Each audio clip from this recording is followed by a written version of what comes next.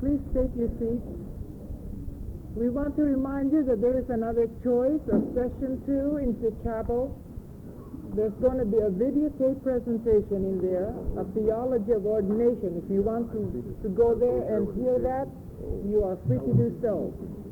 Those who are going to stay, we want you to come closer because we're not going to be as big a group as the earlier group.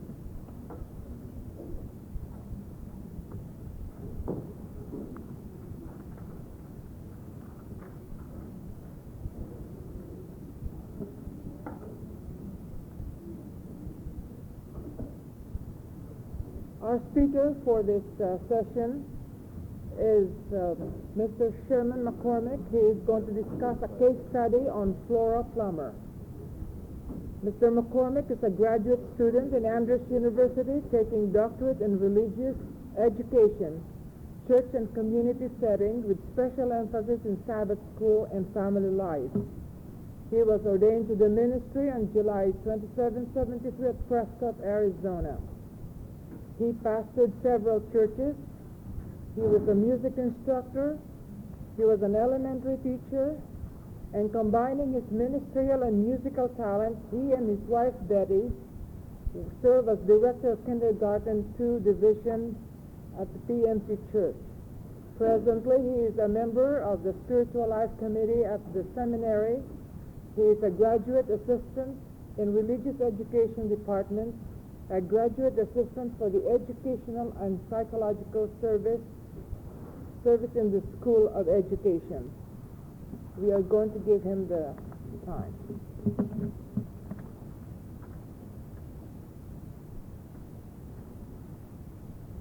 Thank you. I just want to say publicly, is Jane Fair here? Jane, where are you?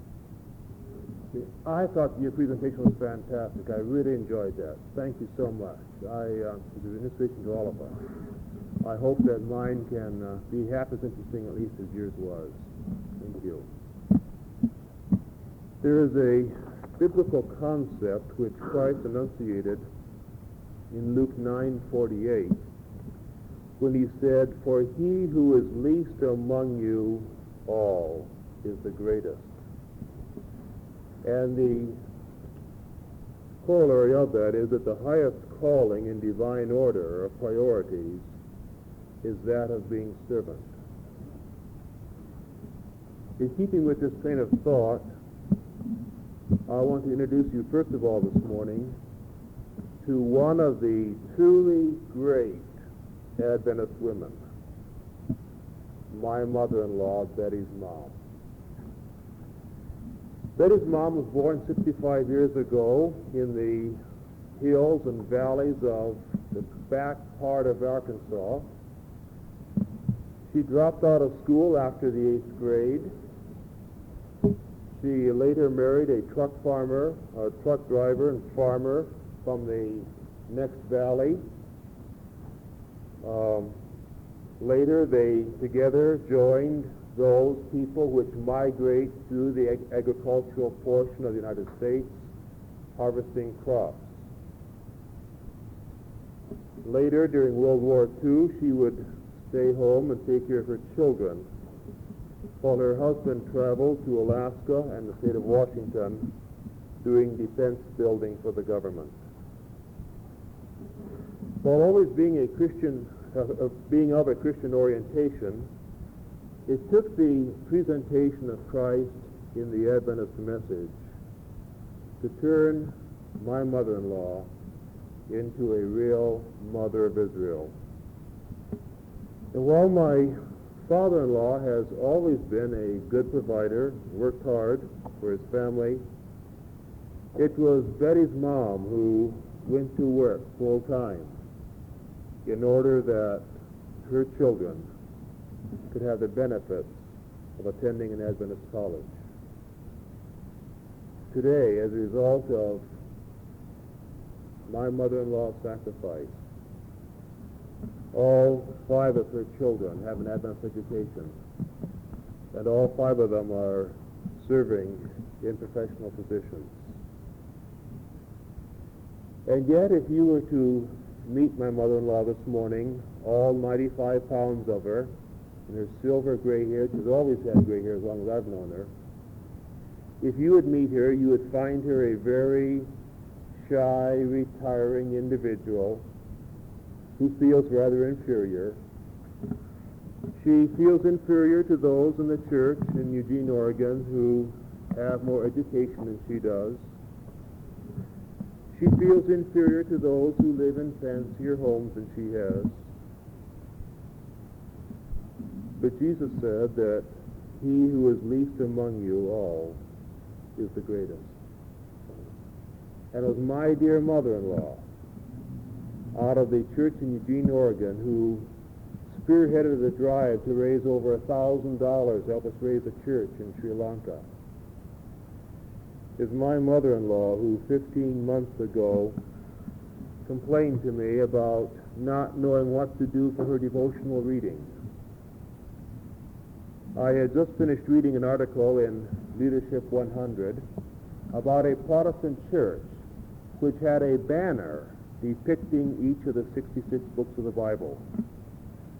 And so I suggested to my mom that she get hold of a Good News Bible that fit her reading level very well. Get hold of a Good News Bible and read it until you can describe or depict each book of the Bible in one quilt square. And so this is what she did. And what you see on the wall here is the result of my mother-in-law's reading and planning and talking. And she would call and she'd ask, well, should I do this or should I do that? And I'd say, Mom, this is not my quilt, this is yours. You plan it and you design it. Well, it was a real witnessing project. Neighbors, when they came in, friends when they stopped by, were asked for ideas. Ladies at the fabric shop became enthusiastic when they heard about this art project for over a year and wouldn't be happy until when it was finished, Mom had to take the quilt downtown and show the people in the store what she'd been talking about. The final step in witnessing was when Mom called in the neighbors. She lives in a rural section outside Eugene, and she called in her neighbor ladies for an old-fashioned quilting bee. And we can only guess how many Bible stories were told as my mother-in-law explained to the ladies the various patches on the quilt. So I'm very proud of this. This is a truly a labor of love, and it's something that we will not put on the bed, let me assure you. It's too nice for that.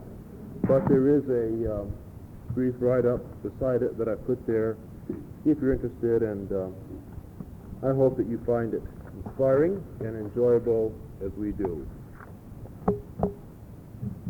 Now with that little bit of introduction to my mother-in-law, let me turn to another one of my favorite ladies. My favorite is my wife, of course, and secondly is my mom and my mother-in-law, but third or down the line somewhere, awfully high on the list, has to come Flora Plamer. Flora Plamer, I was interested and glad to see you had a picture of her on the board. When I was up to Washington a few weeks ago, I chose this picture of Flora Plamer as the one to include in my dissertation because I think it shows her as the people in Washington described her. Flora Plamer was known to her friends as a very nice dresser. She lived in a very nice home. Her husband was a stockbroker in Washington. Money was not a major problem. She always dressed very nicely, kept a very nice house, and after Frank Plummer died, opened up her rather large home to a number of girls from Columbia Union College, or Washington Adventist College, and secretaries in the General Conference. She had a very large extended family. But this picture shows her as everybody to a person remembered her, and that is wearing a little felt band around her neck. Sometimes she'd wear a little cameo on the felt band also. But this is the same picture that's chosen on the what do you call that? Display, thank you, it's a difficult word. I missed that one. You know, being a doctoral student, you forget those simple words. Okay. Let's begin then with our biographical study and find some interesting things about this little lady. Flora Plamer was born in 1862. She was the only child of a farming couple who lived near the village of Pennville, Indiana. Actually, she was born in a little log cabin out in the swampy area, she describes it, of northwest Jay County. Apparently, her parents indulged her. At least she records that she was the first one in the community. This is now by the time she's old enough to go to school, they've moved into the community. She's the first one in Pennville. She's the first girl in Pennville to be given a bottle of black shoe dye. And that made her quite the socialite. In addition to that, she records that she was given a pair of rubber boots by her father.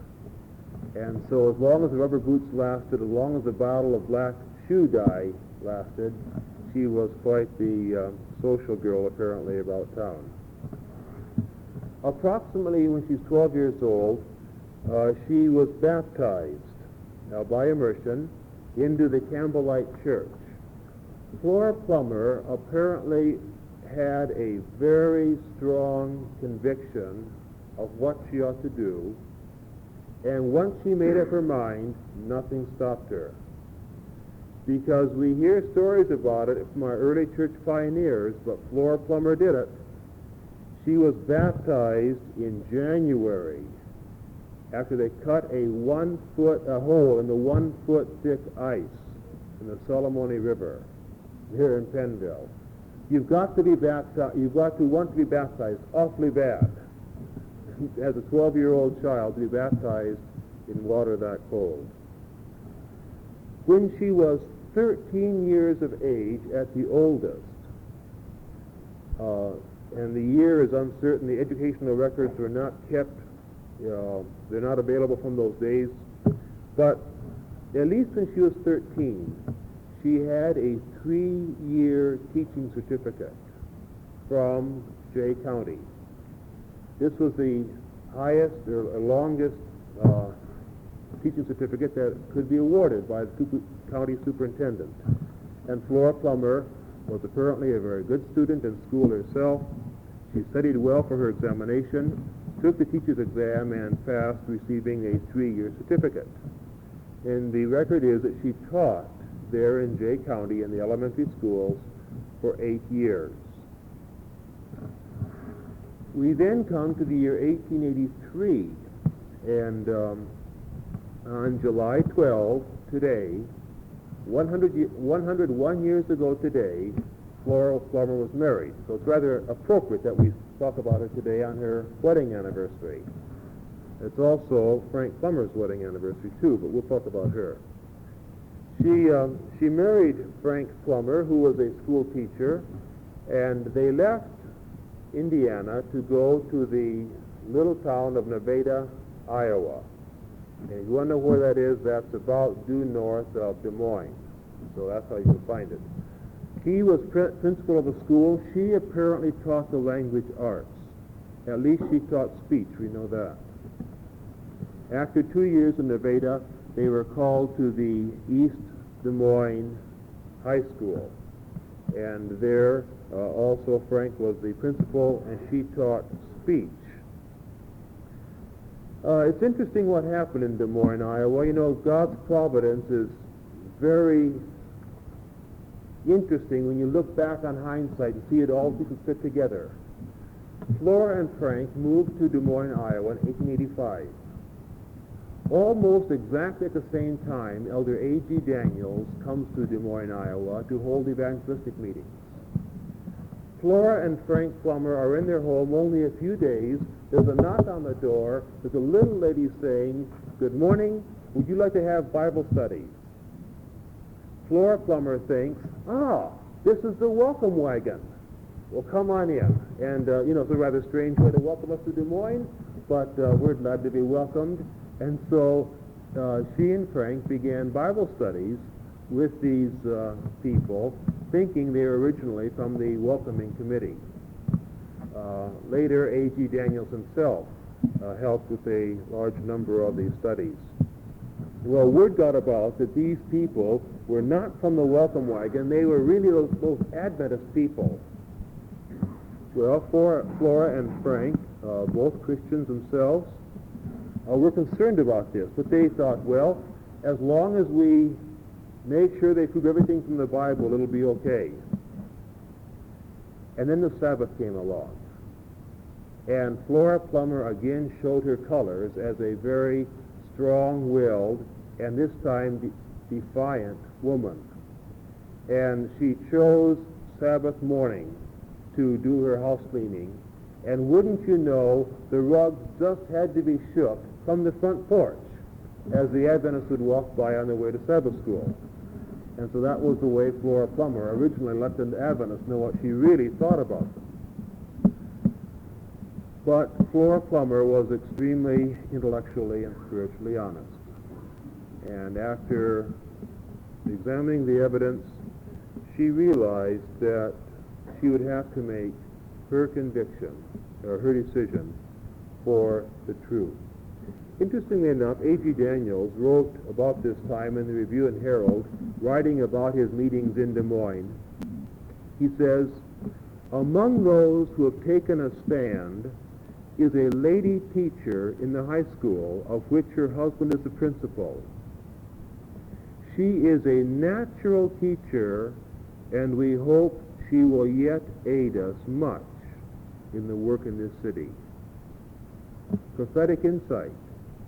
For A.G. Daniels and Flora Plamer worked together in the General Conference for 21 years. Not only did she help in the work in Des Moines, but in the whole world field. Well, Flora Plamer made a decision to keep the Sabbath at the end of the 85-86 school year. It just so happened there was a cross-city speech debate scheduled for high school students for a future Friday evening. Flora Plamer was very conscientious. She could not attend the debate, but she was convinced that it was her duty to prepare her students well. And so up until the last minute, she worked with her students, and Friday afternoon, before the debate, she went home, and she says she went to the bedroom, and she cried. And she cried her heart out, because the neighbors and the parents have been ridiculing her for her decision to abandon her students in this crucial time. But an unsung hero of the Flora Plamer story is her husband, Frank. Frank Plamer never became an Adventist until he was dying in Washington Adventist Hospital.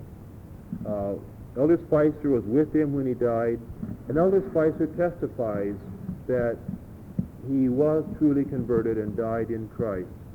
But Frank Plamer, though never a regular member of the Adventist Church, always supported Flora Plamer. And beginning here in 1886, when she made a decision to keep the Sabbath, he, as the principal of the school, went off to the debate. But he left with the message, "Don't worry, dearie. I don't want you to go if you feel the way you do. We'll make out somehow." And after he left, A.G. Daniels and his wife and a few of the people from the evangelistic meetings came over and were with Flora Plamer that evening. But that was the beginning of Flora Plamer's experience in the Adventist Church. And by the way, her students, the record is, walked away with all the honors. So Flora Plamer was justified, and interestingly enough, in spite of her decision, she was offered a contract for the next school year, but she turned it down. Why she turned it down, I'm not really sure. That's one of the unsolved mysteries yet in her biographical study. But Flora Plamer was not one to take the Adventist message lightly. She immediately entered into a program of sharing her faith with her neighbors and friends. And in this line, we come to something that Jane hinted at this in her earlier report. And that is, everybody works in different areas, and everybody works well in different areas. Flora Plamer tried her hand at giving Bible studies. Hey, have you ever tried giving Bible studies and thought that it really wasn't your cup of tea? Okay, well, it wasn't Flora's either. And she makes the observation that she really wasn't very good at it. Okay? So, if you don't feel comfortable giving Bible studies, you have good company. Then she tried mailing out literature. Well, that's rather impersonal, and she found it not very satisfying. But she tried her hand witnessing that way also. And then Flora Plamer found where she fit, and that was in the Sabbath school program.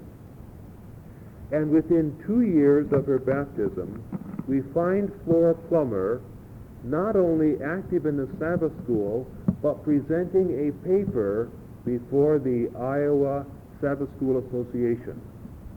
This was before, of course, the reorganization of the General Conference, and the Sabbath School was not part of the General Conference itself. It was an independent association. And Flora Plamer presented a paper 2 years after her baptism. Now, significantly, she later was elected president of the Iowa Sabbath School Association, just 5 years after her baptism. So within 5 years, she now is a state leader in the Sabbath school work. And as the president of the Sabbath school work in Iowa, apparently she sent that manuscript from her very first talk into the Sabbath school worker. It was published in 1891, and so we have here a record of what her first public presentation for the Sabbath school was. And I want to just read some of the statements from this to you, because it describes so well Flora Plamer's Sabbath school philosophy. In this great work of training and educating the youth for active Christian service, the Sabbath school has now become a potent and permanent factor. The only legitimate object of these organized efforts is, the only legitimate object for these activities is to instill into the minds of its members such a knowledge of Bible truths as will lead them to seek an experimental knowledge of its converting and saving power. Flora Plamer says that is the only justification for Sabbath school. We don't go to Sabbath school for nature story. We don't go for special music. We don't go for anything else. We go there for the Bible truth that will transform us. The teachers in our Sabbath schools are mainly responsible for the success or failure in attaining this result. I won't ask how many be teaching Sabbath school classes. We have a lot of them down in kindergarten too. We're proud of them. But it's the Sabbath school teachers, Flora Plamer says, that hold the real key to the evangelism of the Sabbath school. Again, no teacher should feel free from the greatest anxiety so long as there is one single member of his class not thoroughly converted and living a consistent Christian life. Very important, the role of the Sabbath school teacher. The first business of the Sabbath school teacher is to create in his class a profound interest in the lesson. Have you ever been bored by Sabbath school? I have. In fact, that's how I got interested in Flora Plamer. I'll be honest, I came here to PNC, but it started long before that. I take my family to church, and I'd say, hey, I'm going to go park the car. And I would park the car back at Maplewood Apartments. And I'd go inside and I'd wash the dishes. Wasn't that nice of me? Well, my wife and family were in Sabbath school, and I'd put a tape on, listen to a good sermon during Sabbath school. And then about 10 minutes to 11, I'd get in the car and go back to church, walk in, and we'd all get together for church, and they would never know. Of course they knew, but I was bored with Sabbath school. I couldn't stand Sabbath school. And then one day, bless the library's heart, the library over here at James White had a book sale. And I found this book among those books listed, and I paid 10 cents for it. It was entitled The Soul-Winning Sabbath School. Dr. Roy Naden was my major professor, and I thought, well, he's interested in Sabbath school. It's worth 10 cents to me to have an old Adventist book about the Sabbath school. You know, I might quote from it sometime and polish the apple with him. And so I paid 10 cents for it and put it on the shelf and never read it. About a week later, I couldn't sleep one night. I got up to see what I had bought for 10 cents. And this thing turned me on. And this philosophy in here helped me to see that Sabbath school can be a very dynamic experience. And that got me into the study of Flora Plamer and her Sabbath school philosophy. Notice how she cares about the individual needs of the students. In order to teach successfully, we must thoroughly understand the needs, the dispositions, and the capabilities of our class as a whole, and of our pupils as individuals. We must go no farther, no faster, and no deeper into the subject than the capacity of our pupils will allow.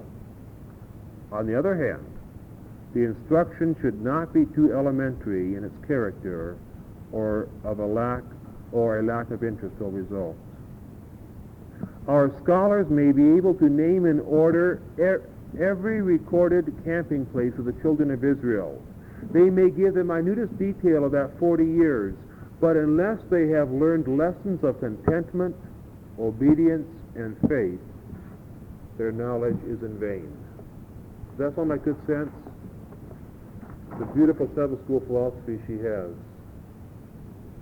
Well, in 1891, as I mentioned, she was elected as president of the Sabbath School Association in Iowa. She served in that capacity for 7 years, except for 1 year when, by her own request, she was not elected president, and they put her in as vice president. Otherwise, 7 years leadership in Iowa Sabbath schools. Then, in 1897, she was elected, would you believe it, secretary of the Iowa Conference? When was the last time you heard of a woman secretary of a conference? Second ranking officer. But that was not enough. 1900, Elder Santee, the conference president, was moved to California. And guess what? Our dear little lady, Flora Plamer, becomes acting president of the Iowa Conference. Get a load of this. She's unordained. What's more, she only has a missionary license, not even missionary credentials. In fact, Flora Plamer never had anything more than missionary license after 45 years of denominational employment. And then, in 1900, she mysteriously disappears off the scene at Iowa, and I had it all figured out. Aha!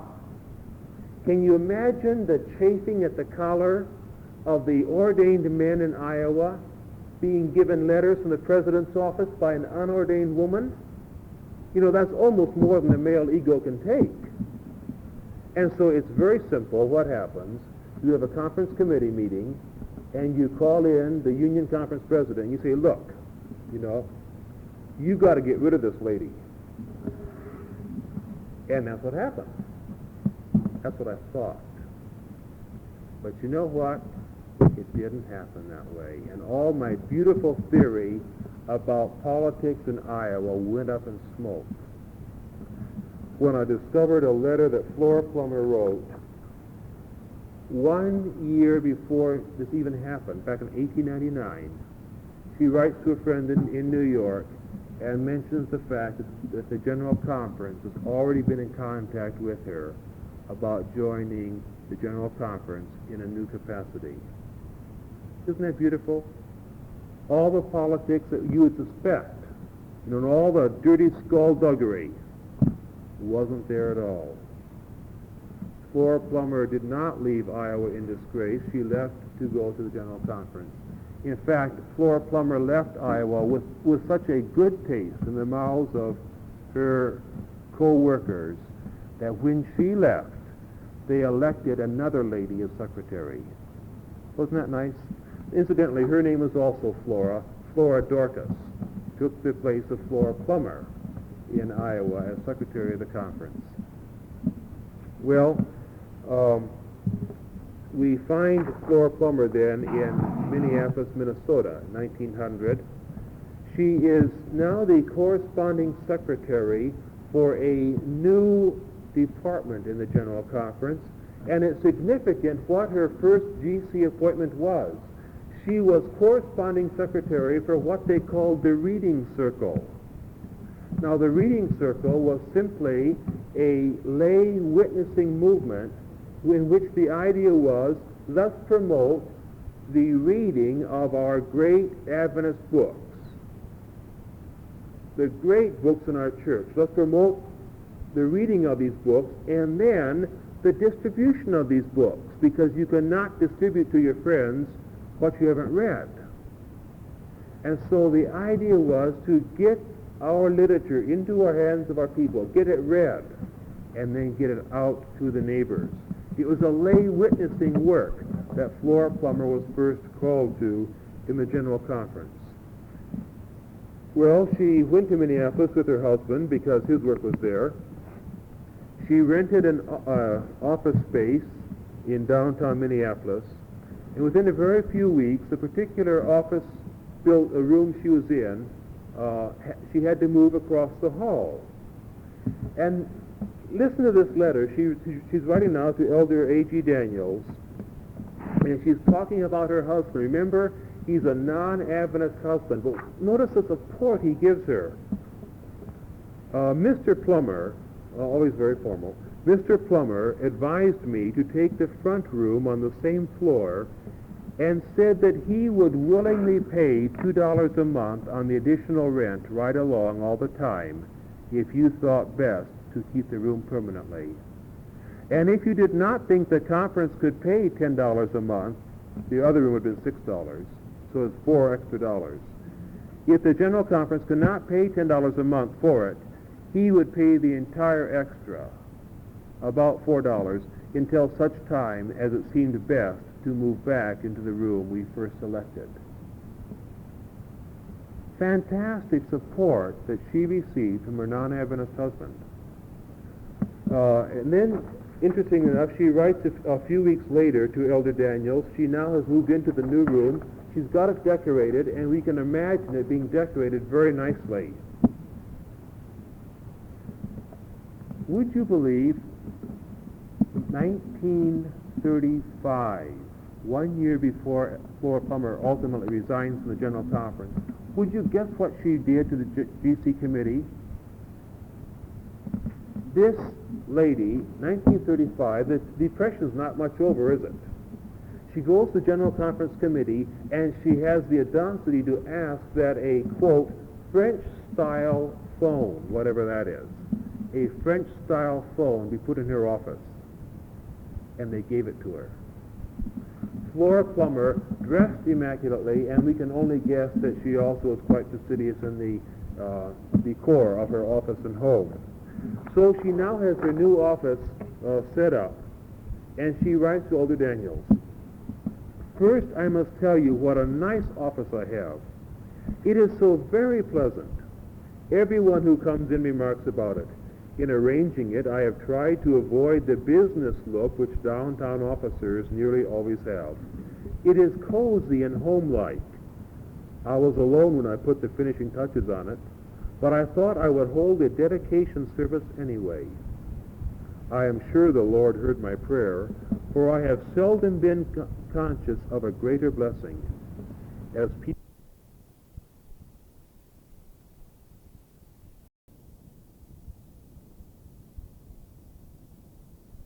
she goes to her first General Conference.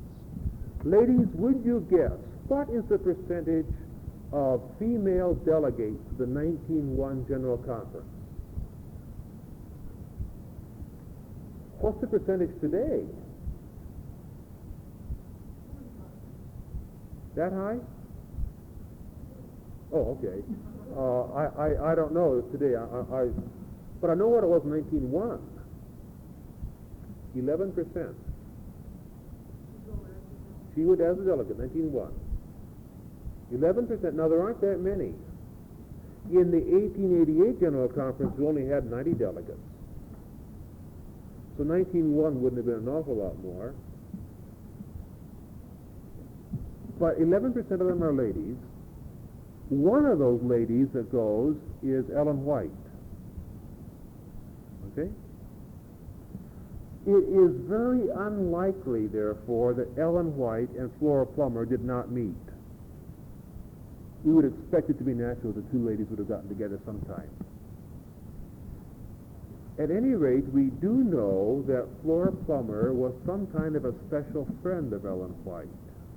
And I assume it dates from 1901. Because in 1911, Willie White wrote a very interesting letter to Flora Plamer. There is no recorded direct correspondence between Flora and Ellen White. Flora Plamer always wrote through Willie White. On December 19, 1911, Willie White writes this to Flora Plamer. On November 25, Mother was 84 years old. For some years, she has forbidden us to make her any presents or make any ceremony on her birthday. But she takes particular pleasure on that day in making presents to others. This year, she instructed me to send a number of her friends a copy of her new book, The Acts of the Apostles. In harmony with this, we instructed Pacific Press to mail you a copy. I hope you have received it before now. With this, I will send you a printed slip, which Mother has signed, that you can slip into the book. Ellen White sent Flora Plamer on Ellen White's birthday a birthday present of a new copy of Acts of the Apostles. It's interesting that apparently they had a very good understanding. Pardon? Okay, we're going to go about 10 minutes to go. 1903, at the General Conference, Flora Plamer makes an interesting recommendation to the General Conference. She made several recommendations about the Sabbath School work. They were all accepted except for one. You know what that one was? That they find another secretary. Because, she said, the General Conference is moving to Washington. The Sabbath School Department is being brought into Washington, so all the departments will be together. I cannot leave my husband in Minneapolis. Therefore, you better find somebody to take my place. Flora Plamer always placed her family first. And I was interested this morning when I saw the career working woman and housewife and mother depicted by Jane. I would place Flora Plamer in the middle group. Her family was always top priority. And she was willing to give up her job in the General Conference to keep her family together. Fortunately, the problem was resolved when Frank Plamer was able to transfer. Again, Frank Plamer transferred his work from Minneapolis to Washington, D.C., so that his wife could continue in the General Conference. 1905, again, Flora Plamer threatens or warns Elder Daniels she may have to resign. You know why? They're adopting 2 children. But Frank Plamer, the husband, the non-Adventist husband, again intervenes, and there's a letter from Frank Plamer to Elder Daniels which says, I really hope my wife will not have to resign. She enjoys her work so much. And then he talks about a lady, Mamie Barnett. Mamie was a cripple, but she lived in the Plamer home for many, many, many years. Mamie Barnett can take care of the children if arrangements can be made for Flora not to have to travel too much. And so throughout her professional years at Washington, you find that Flora Plamer does not travel very much. She has several ordained ministers under her in the department who do traveling all over the world. But Flora Plamer is first of all a mother and a housewife, and she stays home with her children. 1913, she is elected the head of the Sabbath School work, And it's interesting, in checking the records, this is extremely interesting in light of the accusations we suppose. Flora Plamer received, as the departmental head in the General Conference, dollar for dollar, penny for penny, identical to what her male co-workers received. She never was ordained. She never received more than a missionary license, the very lowest of licenses in our denomination, but yet she was paid at the rate of a departmental head. Her travel budget was less, but then she didn't travel. But her salary was dollar for dollar the same. When she ultimately retired from the General Conference, her sustentation was given at the rate of an ordained married man with maximum years of service. When she died, get this, when she died, the General Conference kept her on salary for 3 more months. Try that. But there was a special note from the administrative office to the sustentation board that they were to credit her account with 3 additional months of sustentation because it would take that long to get her records cleaned up and taken care of. And then the General Conference said to the executor of Flora Plamer's estate, here is an additional $300. This is to be given to Mamie Barnett, because Mamie Barnett was the one that stayed home and took care of the kids so that Flora Plamer could work here. This was to help Mamie Barnett relocate and get resettled. Mamie Barnett ultimately did go down to Carolina and live with Flora Plamer's daughter after Flora Plamer's death. Well, she retired in 36. She had 23 years in General Conference Sabbath School work. By the way, that's the longest term of service of anybody in the Sabbath School department in our church history. 36 years with General Conference, 45 years in denominational employment. In 1945, she ultimately died in Washington Adventist Hospital. Her greatest contributions, she was most proud of the home department. We don't have the home department today, but it was a very active thing in her administration, and I like it. The home department was the department that took in all the shut-ins. And the idea was that at least once a quarter, ideally once a month, somebody from the Sabbath school visited every shut-in, took them a Sabbath school quarterly, brought them an offering envelope, brought them the mission quarterly, and made a missionary visit on them and checked on their spiritual vitality. Flora Plamer was most proud of that. Another major contribution of Flora Plamer was her statistical or her financial record.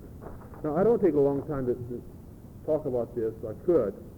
But this simply is a record of the percentage of tithe dollars received in Sabbath school offerings. In other words, $10 tithe and $3 Sabbath school would be 30%, pardon me. Beginning with the beginning of our Sabbath school in 1855, of course we have no offerings. Up to this point, we have the years before Plamer entered Sabbath school work in the General Conference. This narrower band is when she's in the General Conference, but she's not the head of the department. This period is when she's head of the department in the General Conference. These years are post-Plamer. Guess what direction the offerings are going? By the way, the highest offering for 1 year, the highest percentage, was 34% of our tithe dollar received in Sabbath school offerings in 1934. That's during the Depression. Today it's about 6 or 7%. We miss Flora Plamer. She is probably one of the most prolific writers in the Adventist Church, most prolific female writers in the Adventist Church, second probably only to Ellen White. She was the editor for the conference paper in Iowa for 2 years. She was the editor of the Sabbath School Worker from 1905 until her retirement in 1936. She wrote voluminously for the Review and Herald. For the Youth Instructor, she edited a weekly article in the Youth Instructor for many years. And then also, interestingly, she wrote for Signs of the Times. And there are two published poems that I've been able to find written by Flora Plamer. But I believe that the greatest significance to Flora Plamer is her philosophy of Sabbath school. And I've shared this very briefly on the back top of the handout that you have. Flora Plamer saw Sabbath school exclusively as a soul-winning agency. Sabbath school had no other function in her mentality. It was soul-winning to the non-Adventist, and that included community and worldwide through the mission offerings. And Sabbath school accounted for over 50% of our world budget during Flora Plamer's administration. Locally, the Sabbath school was to bring people from the neighborhood into the Sabbath school and teach them about Christ. And two departments she saw especially doing this. Number one, would you believe it, the cradle roll. The cradle roll department. Now remember, she's married to a non-Adventist. Even though he's very supportive, it means that she went to church in Sabbath school without a husband. She sat through church service with two children, almost identically the same age, squirming when they're 1 and 2 years old. She knew the agony of sitting with these kids for a whole hour trying to keep them quiet. And so she says, cradle roll leaders, what a missionary activity you have. When these young mothers have their babies and they become discouraged and they begin to stay home, cradle roll leaders, you get out there, get into the home, and you owe and awe about the baby like you're supposed to do, and then you talk to the mother about her spiritual responsibility to bring this baby up for the Lord. And then you, as cradle roll leaders, you take the first part in helping these mothers during Sabbath school and church in taking care of their babies. You're not only saving the mother, you're saving the child too. And she said the second easiest way to witness for Christ in Sabbath school is to the home department. She said, you elderly people, you who are sick and shut in, get to Sabbath school quarterly on Sabbath morning and invite your neighbors in to study the lesson with you. And from this we have the beginning of our branch Sabbath school work. Sabbath school was evangelistic. In the Sabbath school itself, the Sabbath school department was soul-saving through the lesson study, through the influence of the individual teacher, and through regular calls for commitment to Christ by the Sabbath school leader. Commitment programs were very important. Flora Plamer's Sabbath schools were dynamic, and they were soul-saving, and they were an important part of our Sabbath school and our church life. And I hope that through this study, maybe they can be reactivated. Well, it is 42 minutes and 15 seconds since I started, and it's time to stop, isn't it? And it's time to open the floor for questions. Comments, observations? If not, I'll sit down. Yes.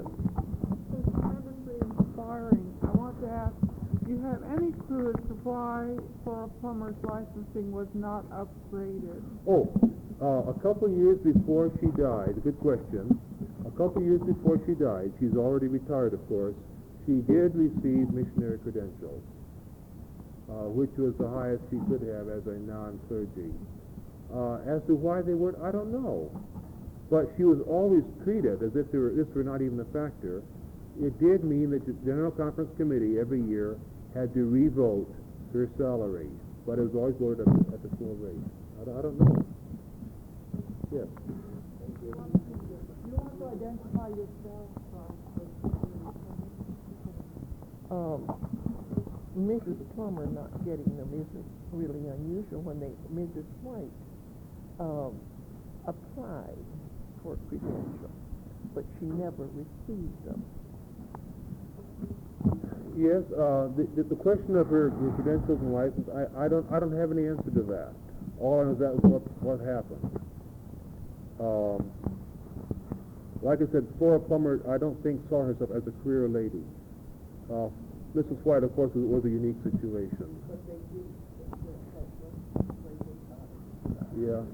I'm Josephine Benton from Tacoma Park. I have seen on Mrs. White, I have seen copies of ordained ministers' credentials for her at her sustentation year. Sometimes ordained was crossed through, Right. and sometimes not. That's right. But other people, like we have here, Mary Walsh, and other women were licensed ministers, so it's just a little puzzling thing that we Yeah. don't know.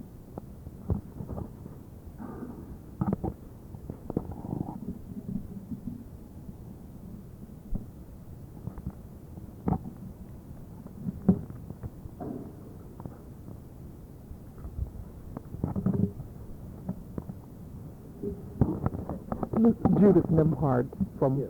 the Washington area. This is just for a brief clarification. How long did she serve as the acting president, and what Just about 6 kinds of months. interplays took Okay. place there? About 6 months, yeah, from the spring of 1900 to the fall of 1900.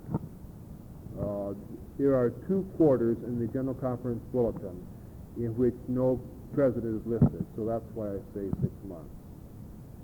But it was a few months before she left that she was the acting president. By the way, if you're interested, one last comment.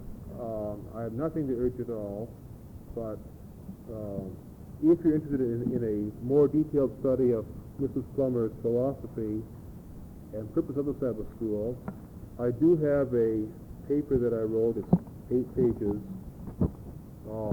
on this subject.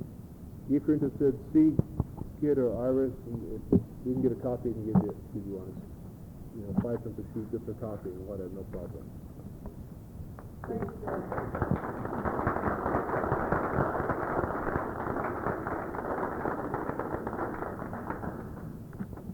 Those of you who may want to ask more questions, we may have some more time after the second presentation. And you're going to be on hand. Thank you. Our